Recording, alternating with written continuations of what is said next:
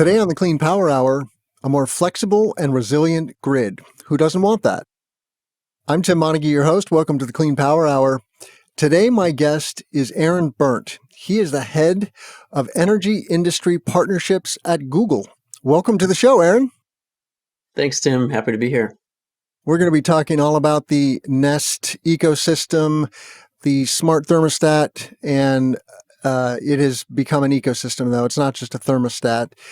But before we get into those nitty-gritties, Aaron, give us a little background on yourself. I know you formerly worked at PG&E, one of the big utilities in California. Yep. What's the story there? Yeah.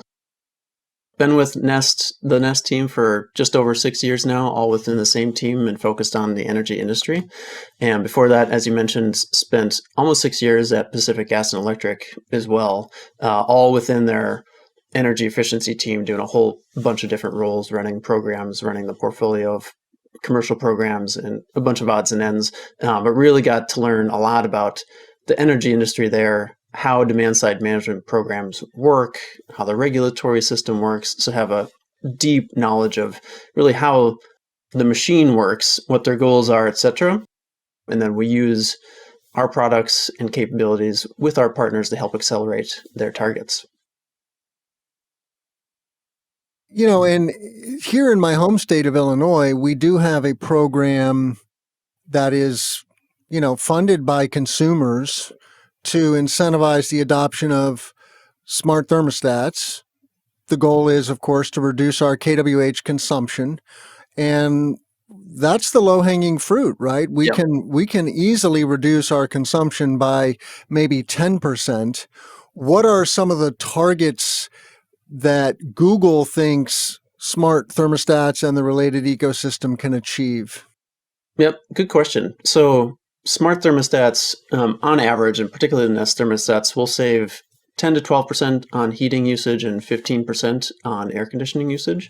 But then if a utility or partner has a demand response program in that market, per thermostat, per enrolled thermostat, they'll be able to save on average around a kW per thermostat. So when you add all that up into a big portfolio of enrolled customers, it can be a lot of load flexibility for their programs. And as you mentioned, a key way to drive energy savings and bill reductions for consumers.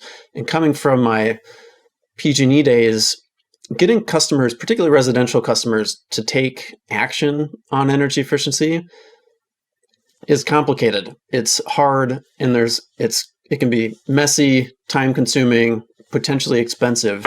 And the whole point of a lot of these programs is to help to get end users like yourself to make the more efficient decision.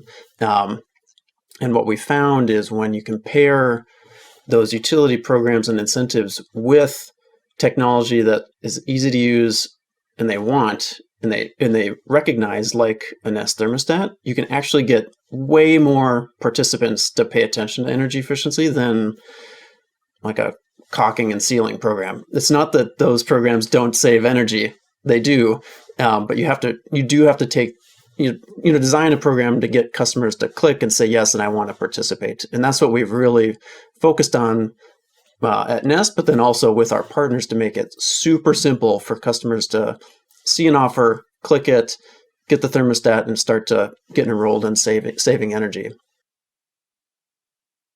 Yeah, and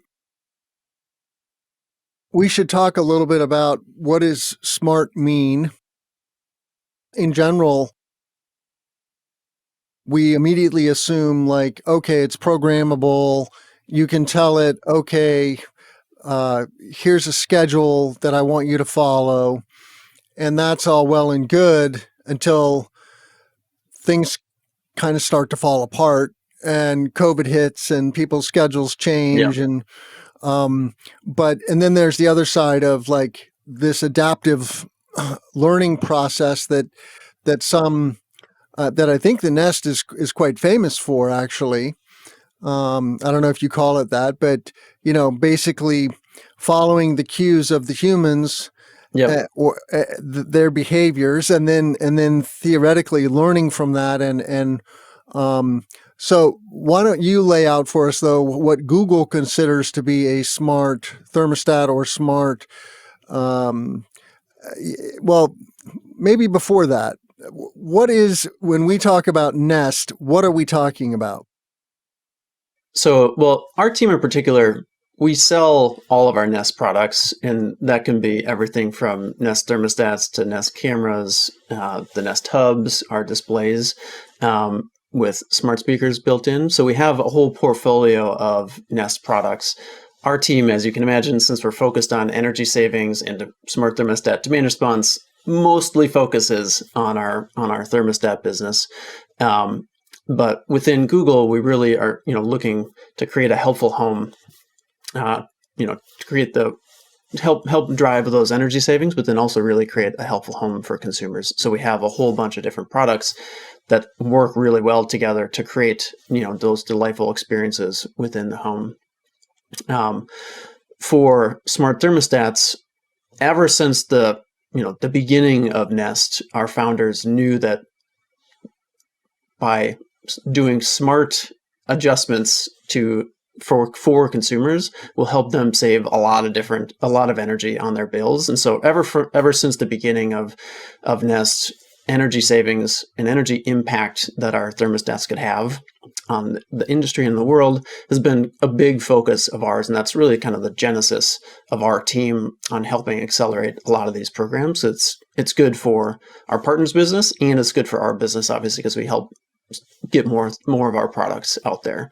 In terms of what defines a smart thermostat, that's a good question. I don't know that there's a single definition on exactly how you would describe a smart thermostat. It varies.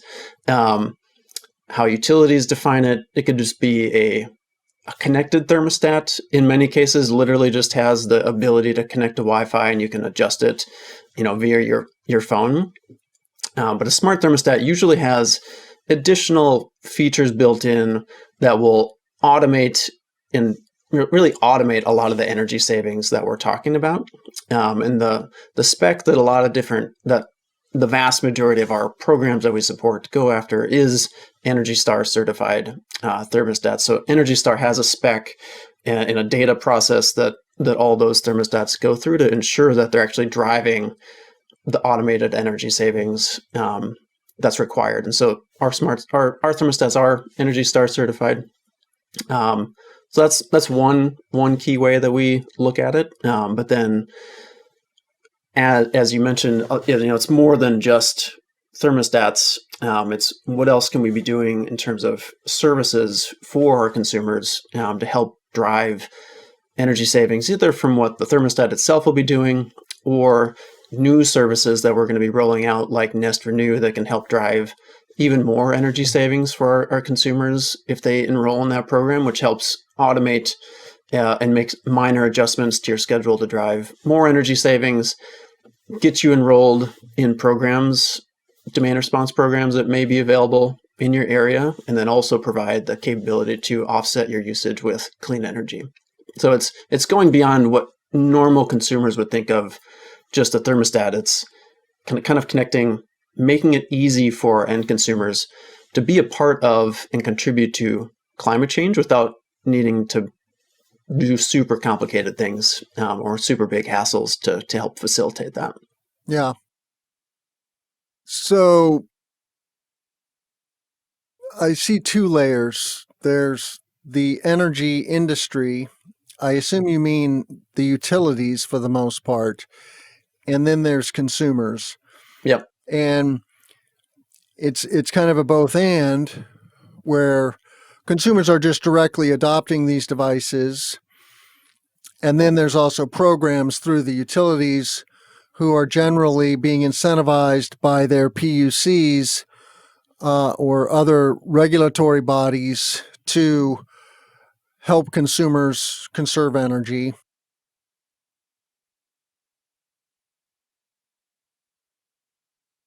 If I'm an IOU, an investor-owned utility, though, when I quote unquote partner with Google, what does that mean for me?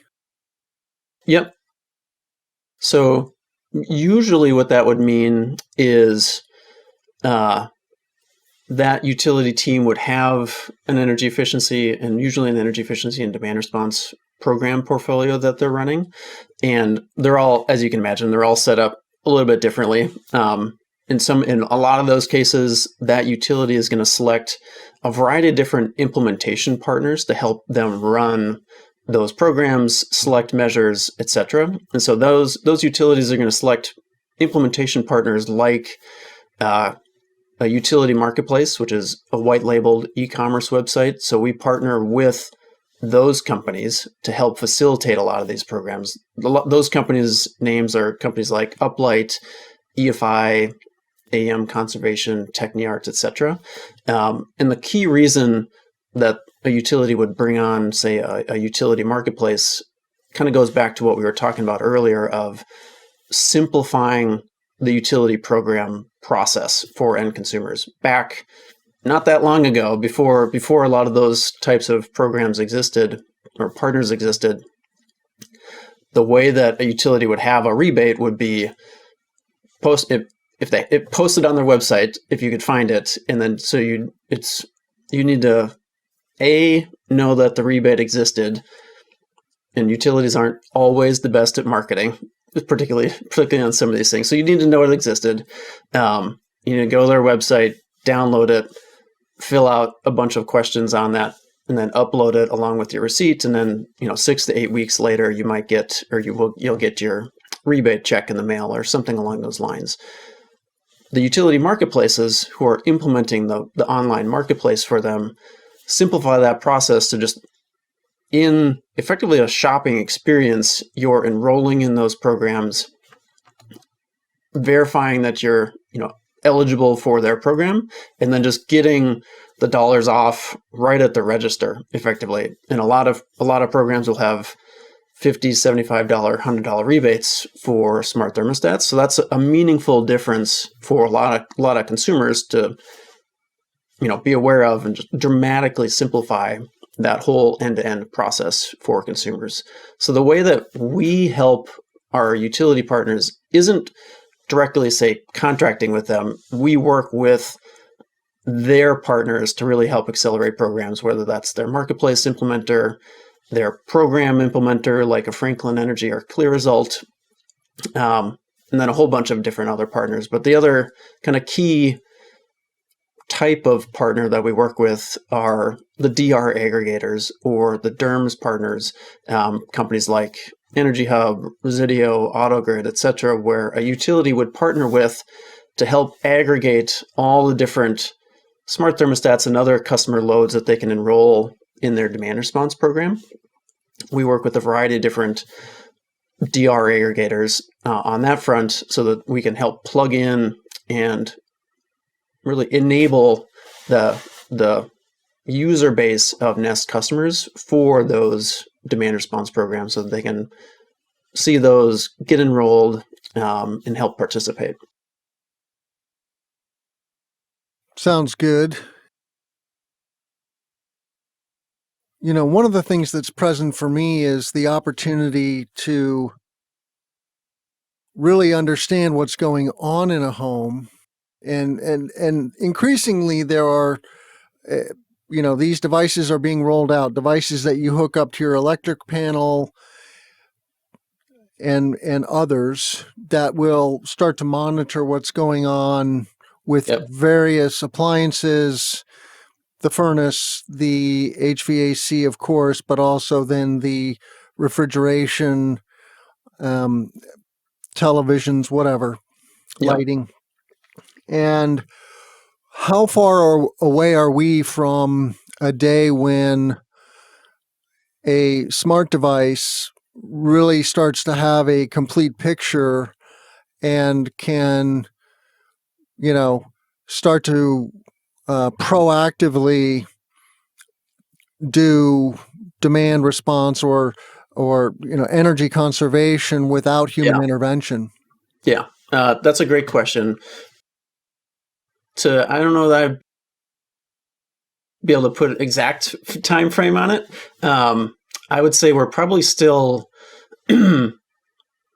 a few years out from really having a full ecosystem on a lot of that stuff. But we are actually starting to invest and have been exploring a lot of those capabilities for years, but really investing in that with our Nest Renew product. So Nest Renew, which we talked about, is something that our consumers will be able to enroll in here shortly as we roll it out nationwide a little bit later this year.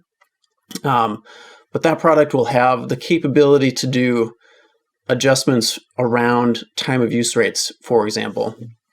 And so for the beginning, Nest Renew is really focused on optimizations around Nest thermostats.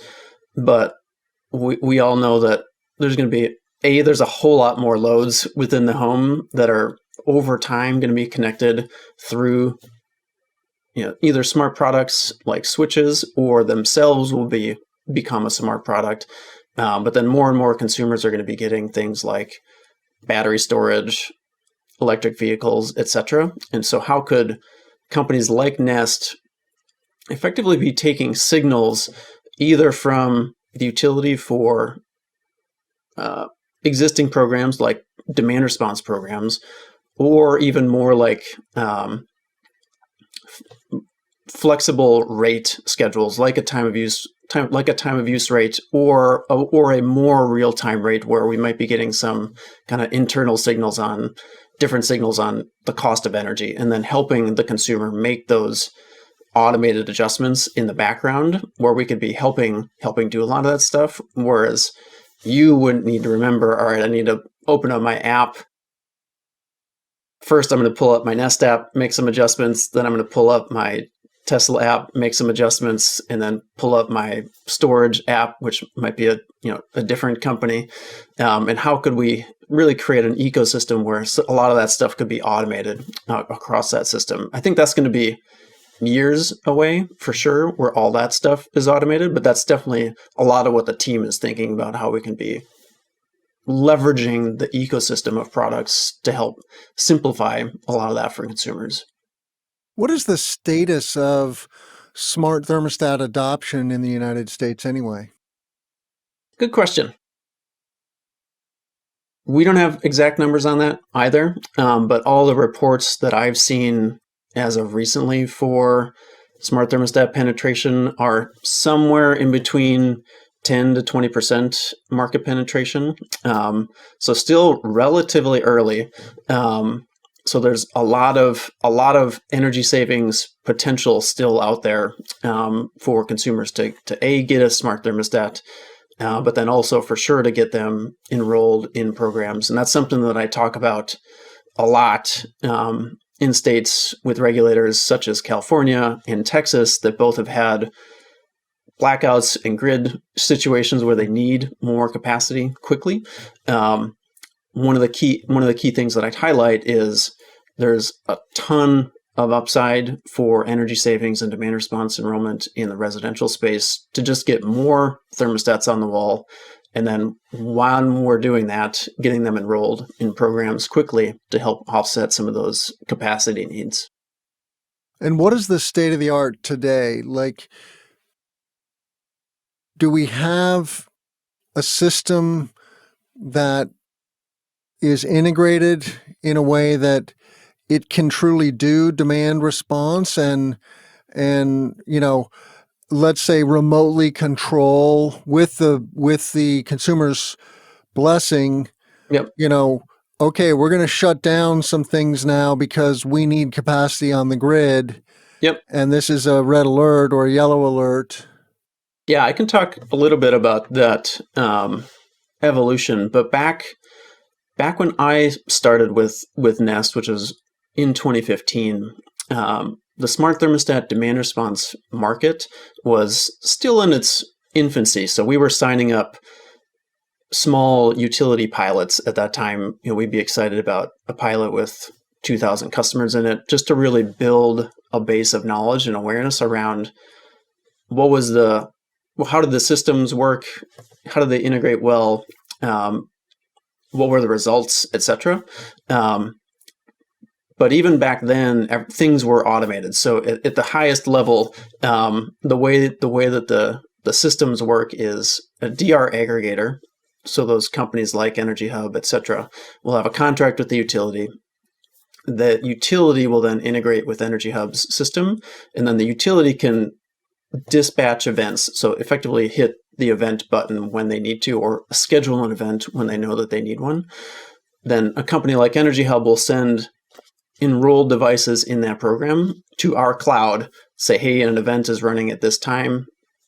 And then we automate everything from there for the consumer. So you, as an enrolled consumer in that program, you don't need to be at the ready to like run up to your thermostat and adjust everything. We just handle that all in the background. And the reason that you would do that is you're going to get paid from the utility in some form or fashion. A lot of our utility partners will have an enrollment incentive and then an ongoing incentive payment on an annual basis to help ensure that you stay engaged in the program. But it is fully automated. And we don't just shut your air conditioner off during, say, like the 2 to 4 event window that they may have that day. We'll throttle it back a little bit, so it will in the summertime increase your set point temperature a few degrees, however that program is specifically set up. So it'll be a little bit less comfortable, but we're going to also do things like pre-cool your home ahead of that event so that it makes it a little bit more manageable. And then you always maintain control of your system. So even if for whatever reason that demand response event didn't work for you that day, you can still go up to the thermostat or in the app and adjust out of it, which is a nice feature if it just does not work that day to have your air conditioner run a little bit hotter that day. How many markets geographically, though, is this kind of sophistication occurring in? It's a good question. I think we have over 50 programs across the country. So in many, many different states. There are certainly some states that don't have residential smart thermostat programs, but in almost every state, we now have programs up and running and scaling. So, the difference between when I started in 2015 to today, we have many different DR aggregators in market providing, different solutions to utilities, and they all do it by their solution to utilities a little bit differently in terms of the software suite that they provide, all that kind of stuff. But they're all automated. The key, I would say, enrollment innovation that we and partners worked on a couple years ago is a lot of those programs used to be what was called bring your own thermostat programs, meaning Jim could just buy a thermostat at Home Depot, bring it home and install it. And then the utility and companies like Nest and the DR aggregators would market to you to try to enroll you into those programs. So they're all opt-in, as you mentioned. But what we're doing today is if a utility has an energy efficiency rebate and a DR program, and they also happen to have a utility marketplace, we combine all that stuff into one program offering so that if you don't have a smart thermostat, you can buy one from the utility. In many cases, you can get it free as long as you're enrolling in their program. And then we'll ship you a device that's already enrolled in their program. So just dramatically simplifying the enrollment process. And then what we've seen is a real step change, like 4x or 10x enrollments from the utility's perspective in terms of how much load they're getting enrolled in their program. And so we spend a lot of time talking about that with partners now in terms of key ways that they can really accelerate the capacity and enrollments in their programs going forward. And what's the relative importance of residential versus commercial industrial?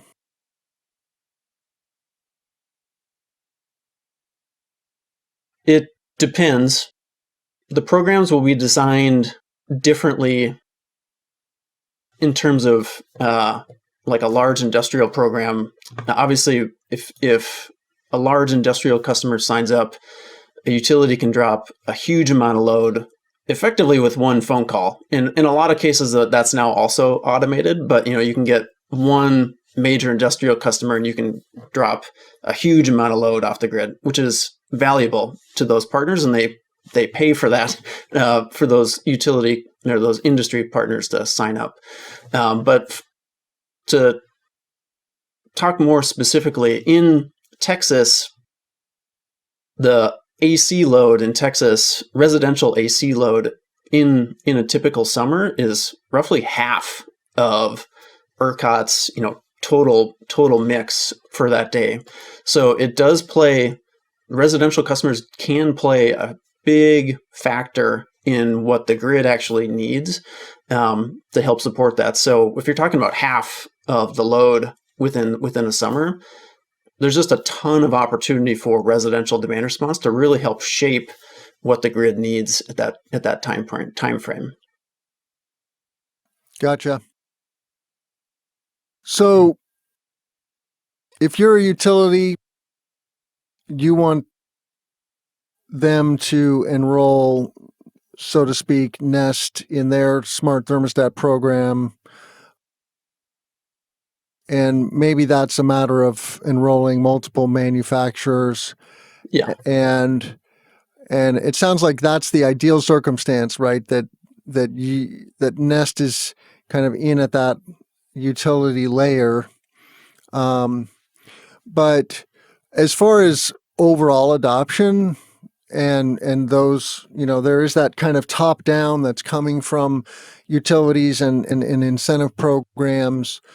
What else can we be doing, I guess, to speed the adoption of smart thermostats? It seems like a relatively no-brainer. I mean, I installed my own smart thermostat, and it took me an hour. I had to, connect a device to the furnace that then talked to the thermostat, that kind of thing.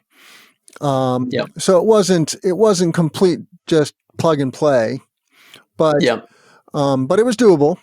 And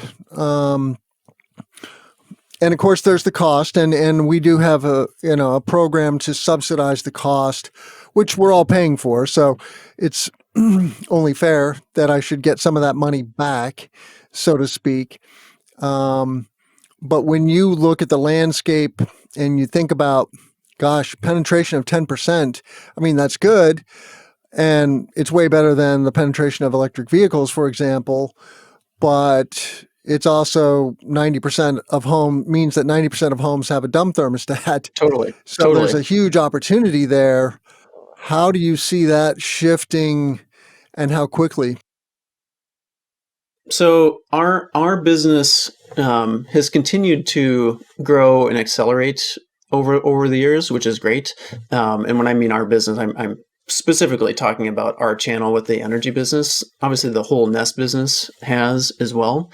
When I'm talking with regulators or utilities that may have a component of some of these programs, we often will get utilities coming to us, to really ask for what are the best practices for accelerating these programs. And I can talk about a couple of key examples there. But one of the key reasons that we've been seeing really an acceleration of demand response programs has been an output of more and more of our utility partners planting a flag to have either carbon-free or carbon-neutral plans by 2030, 2040, 2050. And then they're backing into kind of the grid mix that they need to build to have a chance at hitting some of those aggressive targets. So companies like Consumers Energy and APS have come to us and said, hey, we know we have a demand response program. We need 10 times as many customers in that program in 2 or 3 years. What can we be doing to accelerate that? And both those companies have set up a marketplace. They stacked their energy efficiency and demand response offer to accelerate this and simplify pre-enrollment on their website. But then they've also kind of layered on top of that a broad and aggressive marketing campaign to help support that. The key, I talk about this internally with our teams all the time. Our utility clients will often have the best offer for a smart thermostat in market by far than anywhere else that they can be purchasing it. The key thing is helping consumers be aware of it. So really working with them to create kind of a holistic, 360-degree marketing plan that we can help support and amplify with them, just to help connect the dots with consumers that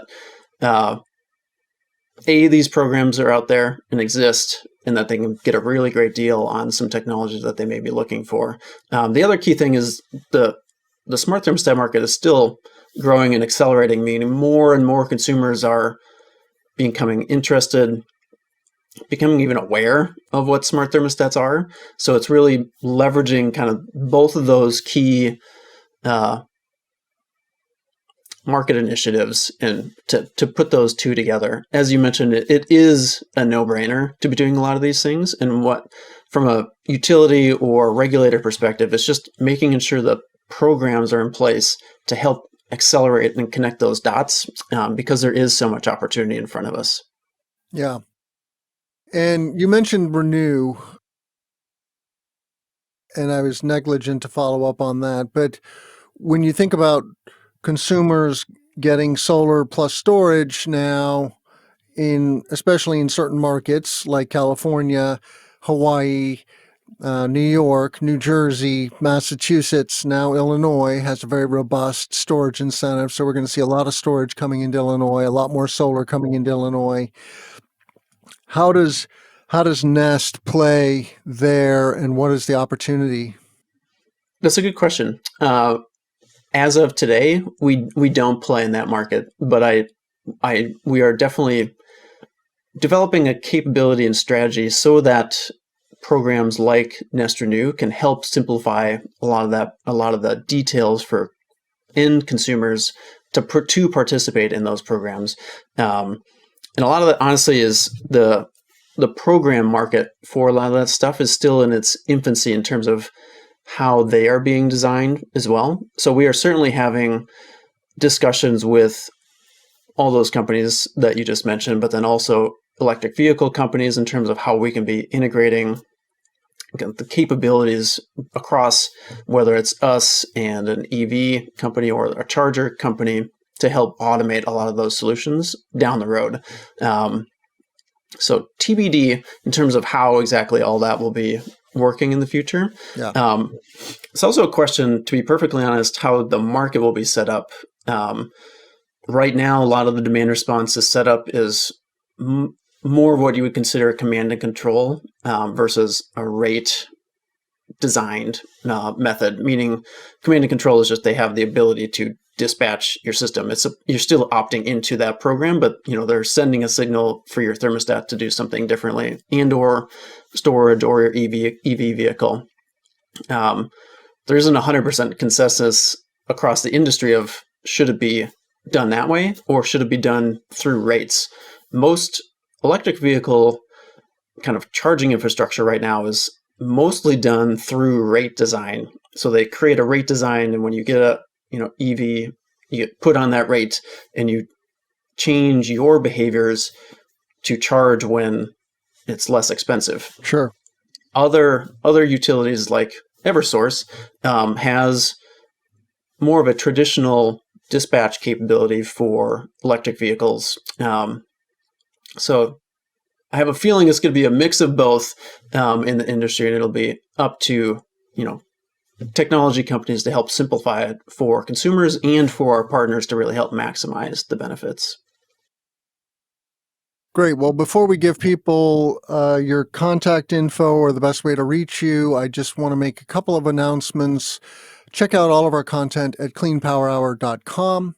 You can find all the audio links like Google Podcast, Apple Podcast, Amazon, Spotify, and you can find a link to the YouTube channel, or you can just Google us, Clean Power Hour, on YouTube. You can reach out to me on Twitter, TG Montague, and I love connecting with folks on LinkedIn. So please reach out to me, chat me up. Let me know what topics and speakers you'd like to see us bring onto the Clean Power Hour. And please give us a like and a review on Apple or whatever your favorite podcast player is, or on YouTube. We really appreciate that. That helps more people find this content. So give it a thumbs up and share it with your friends. And with that, Aaron Berndt, the head of energy partnerships at Google, how can people reach you? Likewise, also very active on LinkedIn. That's definitely probably the easiest way. Otherwise, if you're a utility or a regulated partner or a partner that's looking to partner with us on this, you can also just email me directly at aaronberndt@google.com. Happy to connect. Awesome. Well, thank you so much, Aaron. And let's grow solar and storage. I'm Tim Montague. Have a great day, everybody.